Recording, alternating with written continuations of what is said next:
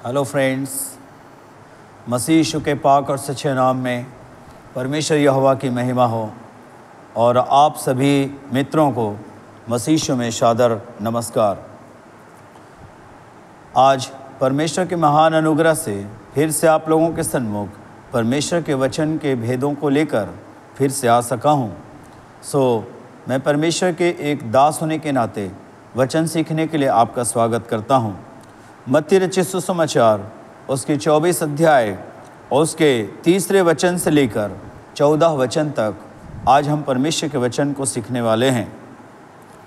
लिखा है, जब यीशु जैतून पहाड़ पर बैठा था तो चेलों ने एकांत में उसके पास आकर कहा, हमें बता कि ये बातें कब होगी, तेरे आने का और जगत के अंत का क्या चिन्ह होगा।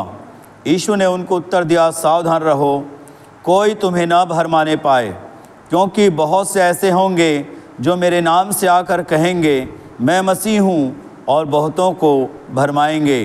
तुम लड़ाइयों की चर्चा सुनोगे तो घबरा ना जाना, क्योंकि इनका होना अवश्य है, परंतु उस समय अंत न होगा।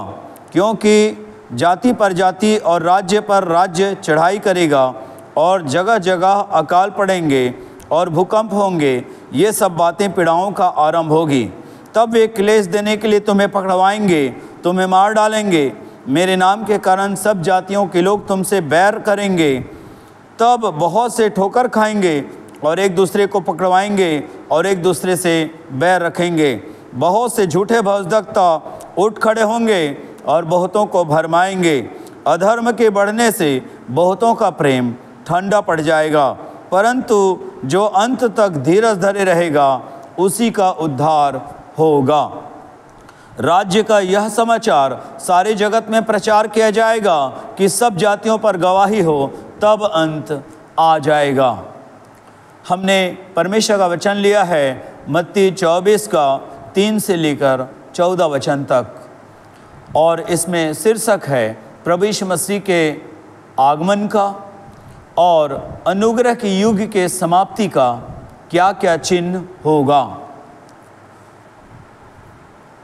मत्ती रचित सुसमाचार को संत मत्ती ने, जो प्रभु यीशु के 12 शिष्यों में से एक था, लिखा है कि विश्वास कर सकें कि यीशु ही मसीहा और उद्धारकर्ता प्रभु है, परमेश्वर का इकलौता पुत्र है। ऐसा विश्वास करें कह के मत्ती ने मत्ती रचित सुसमाचार पवित्र आत्मा की सहायता से लिखा है। हमने 3 वचन में पढ़ा, जब यीशु जैतून पहाड़ पर बैठा था तो चेलों ने एकांत में उसके पास आकर कहा, हमें बता कि ये बातें कब होंगी। हमें एकांत में प्रभु से बात करना चाहिए ताकि प्रभु हमें आने वाली और गुप्त बातें बता सके। चेलों ने पूछा, तेरे आने का और जगत के अंत का अर्थात युग के अंत का क्या चिन्ह होगा।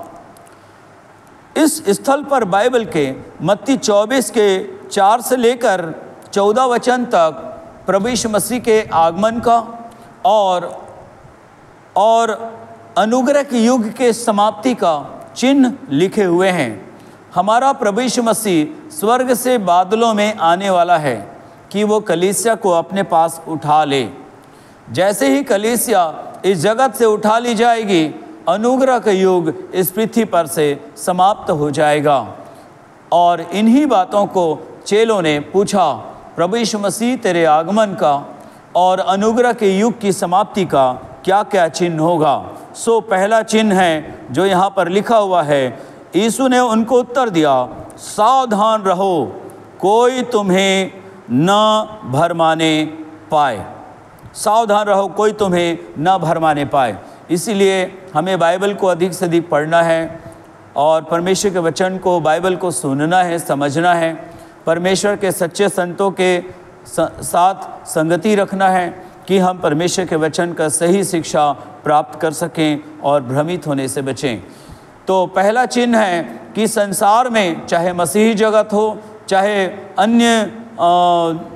अन्य जगत की बातें हम करें, सारे जगत में इतने ज्ञान बढ़ जाएंगे कि भ्रामक परिस्थितियां इस संसार में बढ़ती जाएंगी और प्रतिदिन भ्रामक परिस्थितियां इस संसार में बढ़ते जा रहा है। जी हाँ, धार्मिक संबंधी बातें इतनी ज़्यादा बढ़ते जा रही है कि सत्य को पहचानना आज लोगों को कठिन होते जा रहा है।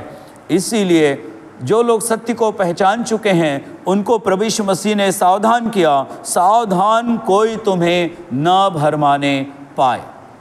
प्रभु यीशु मसीह के पहले भी बहुत से लोग कह चुके थे कि मैं मसीहा हूँ, और यीशु मसीह के बाद भी बहुत लोग प्रकट होंगे जो बोलेंगे कि मैं मसीहा हूँ। प्रभु यीशु मसीह ने इसके बारे में कह चुके हैं। यीशु नासरी ही मसीह है। हमें इस विश्वास में बने रहना है और बाइबल के त्रिएकता के सिद्धांत और बाइबल में परमेश्वर के वचन में परमेश्वर पिता से, प्रभु यीशु मसीह से, पवित्र आत्मा से संबंधित ज्ञान, परमेश्वर के वचन का सिस्टमेटिक थियोलॉजी का ज्ञान हमारी ज़िंदगी में होना चाहिए, ताकि हम भ्रामक परिस्थितियों से या भ्रमित होने से बचे रहें। लिखा है, बहुत से ऐसे होंगे जो मेरे नाम से आकर कहेंगे मैं मसीह हूँ, और बहुतों को भरमाएंगे। प्रभु यीशु के पहले भी कुछ लोग खड़े हुए थे, यहूदा गलीली, और कुछ लोगों का नाम बाइबल हमें लिस्ट में बताती है। और प्रभु यीशु मसीह ने कह चुके हैं कि मेरे बाद बहुत से आएंगे जो बोलेंगे कि मैं मसीह हूँ, तुम उनके पीछे ना हो लेना। ये परिस्थितियाँ इस संसार में बढ़ते जा रही है। जी हाँ, यीशु नासरी ही मसीह है। यीशु नासरी ही परमेश्वर यहोवा का जो एकमेव परमेश्वर है उसका एकलौता पुत्र है। यीशु नासरी ही प्रभु है। यीशु नासरी ही उद्धार करता है। ऐसा हमें यीशु नासरी पर अपने विश्वास को केंद्रित और स्थिर रखना है और भ्रमित होने से बचे रहना है। बहुत से ऐसे होंगे जो मेरे नाम से आकर कहेंगे मैं मसीह हूँ, और बहुतों को भरमाएंगे। जी हाँ, जो लोग बाइबल की नहीं सुनेंगे, जो लोग बाइबल नहीं पढ़ेंगे, वे व्यक्ति निश्चय भरमाए जाएंगे। जो लोग परमेश्वर के सच्चे संगतों के साथ परमेश्वर की संगति नहीं करेंगे, वे भरमा दिए जाएंगे। दूसरी बात यहाँ पर लिखा है, तुम लड़ाइयों और लड़ाइयों की चर्चा सुनोगे। जी हाँ, 2 विश्व युद्ध इस संसार में हुए हैं। 1914 में प्रथम विश्व युद्ध और 1939 में द्वितीय विश्व युद्ध। इन युद्धों का होना परमेश्वर के वचन में पहले से तय था, परंतु अब उस प्रकार प्रथम या द्वितीय विश्व युद्ध के समान और कोई युद्ध जब तक कलीसिया इस संसार में रहेगी, इस संसार में युद्ध उस प्रकार से नहीं हो पाएंगे। इसलिए मसीह ने कहा, तुम लड़ाइयों और लड़ाइयों की चर्चा सुनोगे। इतने बार युद्ध छिड़ जाता है कि अब विश्व युद्ध हो जाएगा, अब विश्व युद्ध हो जाएगा, परंतु परमेश्वर की दया से युद्ध की चर्चाएं विश्व युद्ध में नहीं बदल पाती, विश्व युद्ध में नहीं बदल पाती, और युद्ध शांत हो जाते हैं। जैसे रसिया और यूक्रेन के बीच लंबा समय युद्ध चलता रहा और अभी भी वो युद्ध जारी है, ऐसा हमें गूगल जो है दिखाता है। परंतु पहले के समान अब नहीं है, परंतु बहुत ज़्यादा युद्ध का माहौल रहा है। और दूसरी बात, यूक्रेन और रशिया का युद्ध तो थमा ही नहीं है, कह दो। इज़राइल और हमास के बीच युद्ध हुआ। इज़राइल और हमास का युद्ध जैसे ही थमता है, भारत और आतंकवाद, पाकिस्तान के आतंकवाद के बीच में युद्ध होता है, और जिसे ऑपरेशन सिंदूर नाम दिया गया। यदि कहा जाए कि भारत और पाकिस्तान के बीच युद्ध हुआ तो ये सही न्यूज़ नहीं होगा। हमारा देश पाकिस्तान पर आक्रमण नहीं किया है, हमारा देश आतंकवाद पर आक्रमण किया है और ऑपरेशन सिंदूर किया है। जी हाँ, परंतु इससे भी युद्ध और युद्ध की चर्चा हुई थी, और कई देश पाकिस्तान के मदद में खड़े हो गए थे और कई देश हमारे मदद के लिए खड़े हो गए थे। युद्ध, विश्व युद्ध का माहौल बनता हुआ दिख रहा था, लेकिन परमेश्वर का धन्यवाद हो, यह ऑपरेशन युद्ध में परिवर्तित नहीं हुआ। इस प्रकार कई युद्धों का चर्चा हम इस संसार में सुन सकते हैं, हमें घबराने की आवश्यकता नहीं है। लिखा हुआ है, क्योंकि इनका होना अवश्य है, परंतु उस समय अंत नहीं होगा। जाति पर जाति, राज्य पर राज्य चढ़ाई करेगा। जी हाँ, एक देश दूसरे देश के ऊपर, एक राज्य दूसरे राज्य के ऊपर चढ़ाइयाँ कर सकता है। जी हाँ, कई प्रकार की लड़ाइयाँ इस संसार में होती रहेगी और वो लड़ाई बढ़ते हुए दिख सकता है, परंतु हमें घबराने की आवश्यकता नहीं है, क्योंकि दुनिया युद्ध के द्वारा नष्ट नहीं होगी। जब तक कलीसिया इस संसार में है, युद्ध को परमेश्वर उतना कभी बढ़ने नहीं देंगे। आगे लिखा है, जगह जगह अकाल पड़ेंगे। यहाँ पर तीसरी बात दिखाई देता है, जगह जगह अकाल पड़ेंगे। पहली चीज़ हमने देखा भ्रामक परिस्थितियों के बारे में, दूसरी चीज़ युद्धों के बारे में, तीसरा चीज़ है प्राकृतिक विपदाओं के बारे में। जी हाँ, जगह जगह अकाल पड़ेंगे और भूकंप होंगे। प्राकृतिक विपदाएं इस संसार में बढ़ते जाएगा, अकाल बढ़ते जाएगा। भूमिगत जल का स्तर गिरते जा रहा है, पेयजल संकट इस संसार में बढ़ते जा रहा है, पहाड़ों के ग्लेशियर पिघलते जा रहे हैं और समुद्र का आकार बढ़ते जा रहा है। समुद्री इलाकों में बाढ़ की समस्याएं आ सकती है। तापमान इस संसार में बढ़ते जा रहा है और इस प्रकार से वर्षा असंतुलित हो रहे हैं। कहीं पर बहुत ज़्यादा वर्षा होने के कारण अकाल पड़ रहे हैं, कहीं पर वर्षा न होने के कारण अकाल पड़ रहे हैं। इस प्रकार से अकाल पर अकाल होते जा रहे हैं और ज्वालामुखी फटना, भूकंप होना और लैंडस्लाइड होना, भूस्खलन होना, ये सारी चीज़ें इस संसार में बढ़ते जा रही है। इस प्रकार से मसीह के आगमन के चिन्ह बढ़ते जा रहे हैं। तब वे, पांचवी बात लिखा है, तब वे क्लेश दिलाने के लिए तुम्हें पकड़वाएंगे, तुम्हें मार डालेंगे, मेरे नाम के कारण सब जातियों के लोग तुमसे बैर करेंगे। जी हाँ, प्रभु यीशु मसीह पर विश्वास करने वालों से सभी लोग बैर करते हैं। जो लोग यीशु पर विश्वास नहीं करते, वे यीशु पर विश्वास करने वालों से बैर रखते हैं। जी हाँ, किसी न किसी प्रकार अपने मन में बैर रखते हैं, क्योंकि बाइबल में लिखा है, यीशु मसीह ने कहा है, मेरे नाम के कारण सब जातियों के लोग तुमसे बैर रखेंगे। इसलिए हम अपने बैरी से प्रेम रखें, बेशक उनसे सावधान रहें, उनसे दूरियां बना कर रखें, परंतु उनसे नफरत न करें, हम उनसे प्रेम करें। बैर का प्रतिफल हम प्रेम से दें, क्योंकि हमारा प्रभु हमें यही सिखाया है। तब बहुत से ठोकर खाएंगे, एक दूसरे को पकड़वाएंगे। प्रभु यीशु मसीह के चाहने वाले, प्रभु यीशु के कहलाने वाले, प्रभु यीशु मसीह के विश्वासी लोग, बहुत लोग पीछे हटेंगे, वे सताने वालों के साथ मिल जाएंगे। और जो लोग प्रभु यीशु का इनकार नहीं करेंगे, जो लोग प्रभु यीशु मसीह को मानना नहीं छोड़ेंगे, प्रभु यीशु मसीह के रास्ते पर चलना नहीं छोड़ेंगे, उसकी सेवा करना नहीं छोड़ेंगे, ऐसे लोगों को वे पकड़वाया करेंगे।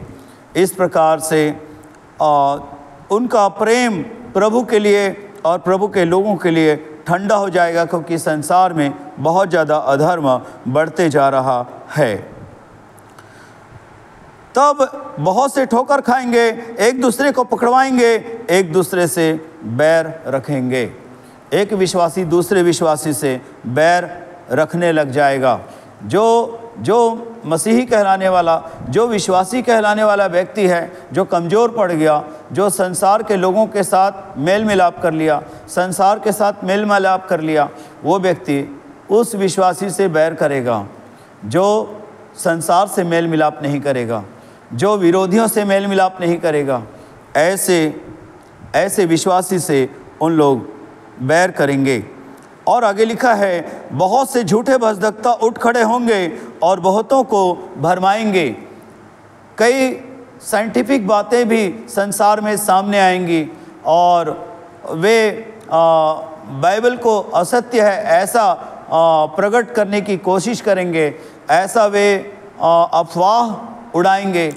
बाइबल गलत नहीं हो सकती, रिसर्च गलत हो सकता है, परिणाम गलत हो सकते हैं, बाइबल गलत नहीं हो सकती। हमें भ्रमित नहीं होना है। अधर्म के बढ़ने से बहुतों का प्रेम ठंडा हो जाएगा। पांचवी बात है, इस संसार में अधर्म बढ़ते जाएगा और अधर्म बढ़ने के कारण लोग अधर्म को चाहने लगेंगे और प्रभु से उनका प्रेम ठंडा होगा, प्रभु के लोगों से उनका प्रेम ठंडा होगा।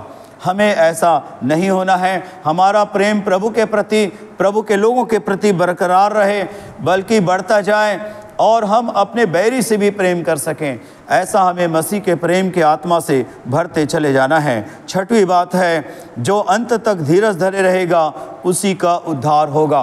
तमाम भ्रामक परिस्थितियों के बढ़ते जाने के बावजूद, तमाम लड़ाइयाँ और युद्धों के और अशांति के बढ़ते जाने के बावजूद भी, तमाम प्राकृतिक विपदाओं के बढ़ते जाने के बावजूद भी और मसीहियों के विरोध की परिस्थितियां बढ़ते जाने के बावजूद भी, संसार में अधर्म बढ़ते जा रहा है, इसके बावजूद भी जो व्यक्ति अंत तक धीरज धरे रहेगा, अंत तक मतलब मृत्यु तक या यीशु मसीह के आगमन तक, जो व्यक्ति धीरज धरे रहेगा उसी का उद्धार होगा। हालेलुया। जो व्यक्ति मृत्यु तक धीरज धरे रहा, धीरज के साथ प्रभु के विश्वास में, प्रभु के भक्ति में, प्रभु के प्रेम में, प्रभु के मार्ग में, प्रभु की संगति में, प्रभु की सेवा में बना रहा और परमेश्वर की करुणा पर, दया पर भरोसा रखा, मृत्यु तक वो विश्वास में बना रहा, धीरज के साथ, भक्ति के साथ, वह व्यक्ति निश्चय उद्धार पाएगा। जब यीशु मसीह स्वर्ग से बादलों में आएंगे तो ऐसा व्यक्ति जी उठकर प्रभु यीशु मसीह से मुलाकात करेगा। हालेलुया। और जो लोग जीवित हैं और प्रभु यीशु मसीह के आगमन तक विश्वास में, धीरज के साथ स्थिर रहेंगे, प्रेम में, भक्ति मार्ग, संगति, सेवा में, परमेश्वर की करुणा पर भरोसा रखते हुए, परमेश्वर के मार्गों पर चलते हुए जीवन बिताएंगे, ऐसे लोग जब उनके जीवन काल में, उनके मृत्यु से पहले यदि यीशु मसीह आ गया स्वर्ग से बादलों में, तो ऐसे लोग बदल जाएंगे और प्रभु यीशु मसीह के साथ बादलों में उठा लिए जाएंगे। उद्धार इस प्रकार एक मनुष्य का पूर्ण होगा जो यीशु पर विश्वास रखते हैं। हालेलुया। जो अंत तक धीरज धरे रहेगा, प्रभु यीशु मसीह के आगमन तक या अपनी मृत्यु तक, जो व्यक्ति धीरज धरे रहेगा उसी का उद्धार होगा। वे जी उठकर या परिवर्तित होकर प्रभु यीशु के साथ बादलों में उठा लिए जाएंगे। अब अगली बात है, सातवीं बात है, राज्य का यह समाचार सारे जगत में प्रचार किया जाएगा। जब यीशु स्वर्ग से बादलों में आएंगे और कलीसिया उठा ली जाएगी, यह घटना संसार वालों को पता नहीं चलेगा, क्योंकि यह पलक झपकते हो जाएगा। जो लोग परिवर्तित होकर प्रभु के साथ बादलों में उठाए जाएंगे उनको दुनिया के लोग नहीं देख पाएंगे। जो लोग जी उठकर प्रभु के साथ बादलों में उठाए जाएंगे उसको दुनिया के लोग नहीं देख पाएंगे। यह प्रकाशन गुप्त होगा। यीशु मसीह का यह आगमन जो कलीसिया को लेने के लिए वो बादलों में आने वाला है, यह आगमन उसका गुप्त होगा, चोर किनाई होगा और प्रभु यीशु मसीह अपनी कलीसिया को उठा लेंगे। दूसरे दिन सुबह दुनिया के सब अखबार में, न्यूज़पेपर में छपेगा कि मेरे देश से इतने करोड़ लोग गायब हो गए हैं। तुरंत टेलीविज़न न्यूज़ में ये बात आएगी कि हमारे देश से भी इतने लोग गायब होने की आशंका है। बहुत जल्दी से गणना होगी और पूरी दुनिया के सामने एक बड़ी संख्या होगी कि इतने अरब लोग अचानक एक ही टाइम में पूरी धरती से गायब हो गए हैं। हालेलुया। और यह निष्कर्ष निकलेगा, जितने लोग गायब हुए हैं वे सब यीशु मसीह के मानने वाले हैं। हालेलुया। यीशु मसीह सचमुच आया और अपने लोगों को उठा के ले गया और पता नहीं अब संसार में क्या होने वाला है। वे सुभागी लोग हैं, वे भाग्यशाली लोग हैं जिनको यीशु अपने कथनानुसार आके ले गया। अब संसार में बाइबल के अनुसार महाविनाश आएंगे, जिनके कारण महाविनाश इस संसार में नहीं आ रहा था, वे उठा लिए गए। अब महाविनाश आ सकता है क्योंकि कलीसिया अब उठा ली गई है। सारे संसार के लोगों में न्यूज़पेपर के द्वारा, टेलीविज़न न्यूज़ के द्वारा और सारे सोशल मीडिया के द्वारा यह बात बताया जाएगा कि यीशु आया और अपने लोगों को उठाकर ले गया यह समाचार सारे जगत में प्रचार किया जाएगा। तब जब सारे संसार के लोग स्तब्ध हो जाएंगे, सदमे में चले जाएंगे कि अब भविष्य में क्या होने वाला है पता नहीं।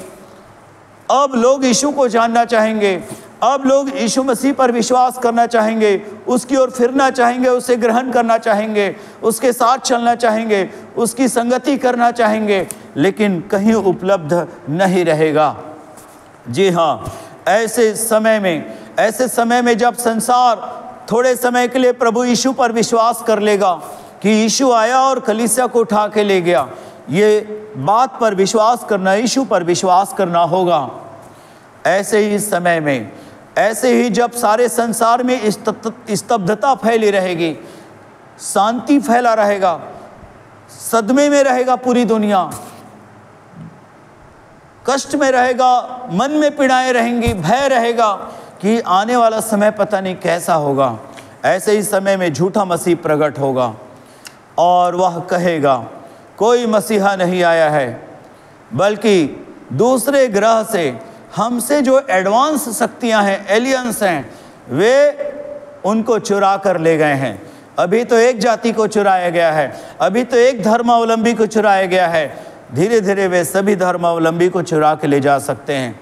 यदि बचना चाहते हो तो सारे संसार के लोग मेरे अधीनता को ग्रहण करो।